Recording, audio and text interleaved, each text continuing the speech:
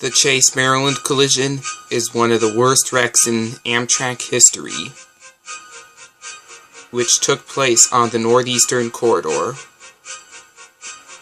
The Northeastern Corridor, owned by Amtrak, is one of the busiest railroads, is one of the busiest parts of the Amtrak system. The corridor takes passengers going 100 with its passenger trains on that going 125 miles per hour.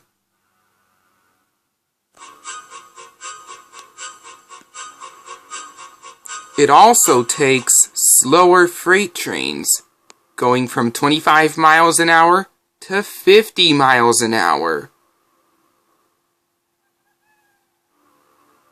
But on that day until 1993 was Amtrak's worst wreck in history, in its history books.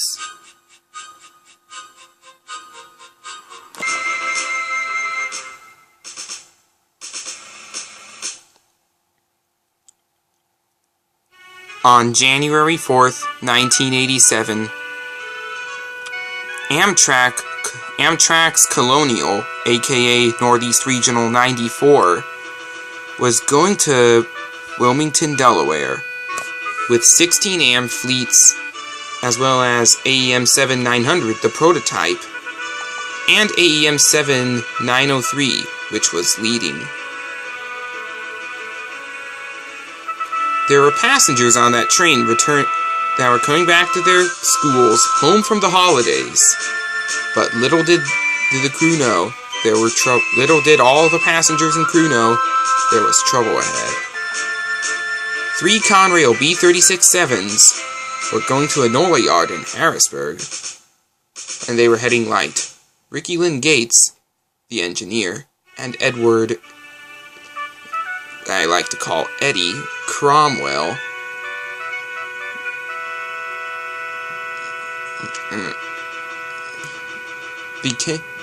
was the brakeman. They failed to do a series of cab signal testing in 5044, their lead engine. This was because they were doing marijuana. People tend to think marijuana has little to no effect, when in reality, it can mess up your brain chemistry.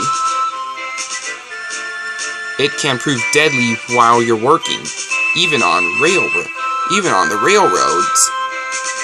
This is why this accident, and I'll tell you why I won't do this drug at the end of this video, or should I say documentary.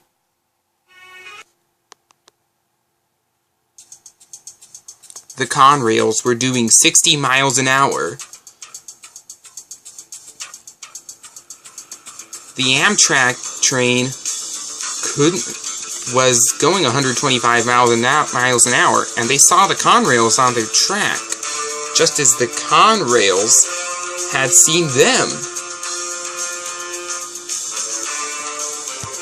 The engineer on the Colonial, 35-year-old Jerome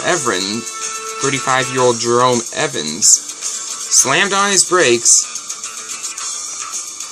just as the Conrail crew did after they skipped signals and finally realized that the Amtrak train being on their tracks,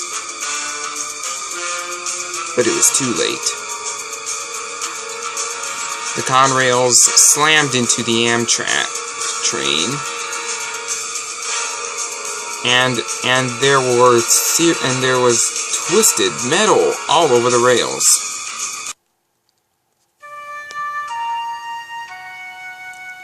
The words that came out of this one: disaster. This one looked like the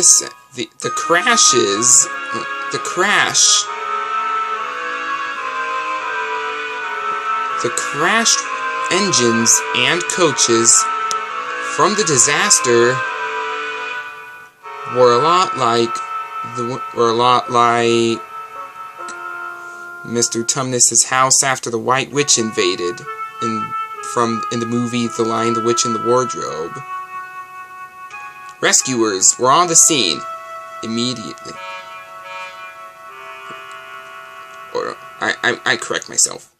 The wreckage of the disaster looked like the interior of Mr. Tumnus's cave after the White Witch and the secret police invaded.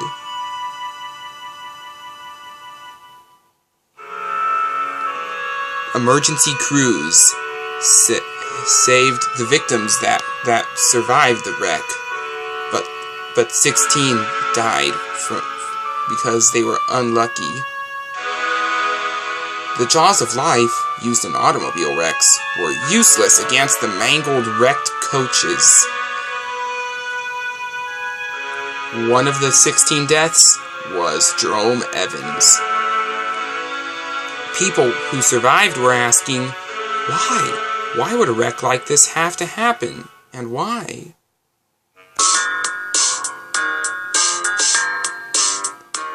An investigation said that the Conrail crew really were doing marijuana, although Gates lied to them, which added some other charges onto him.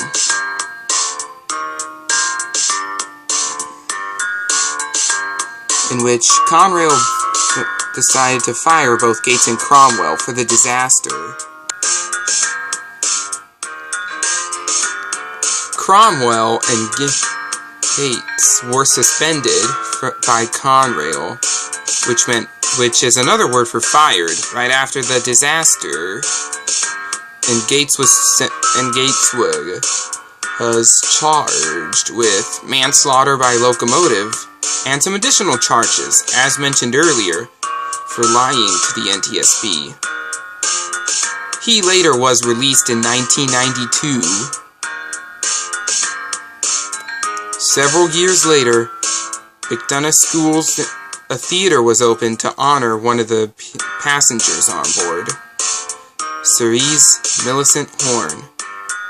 By the way, farewell, Miss Horn.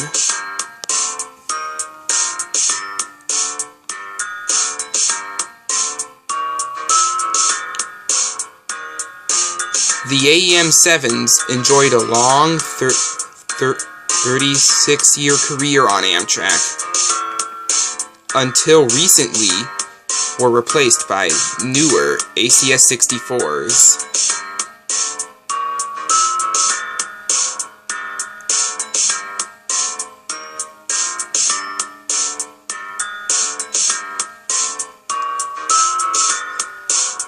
It's been 33 years since this crash, and we hope never to see anything like this again.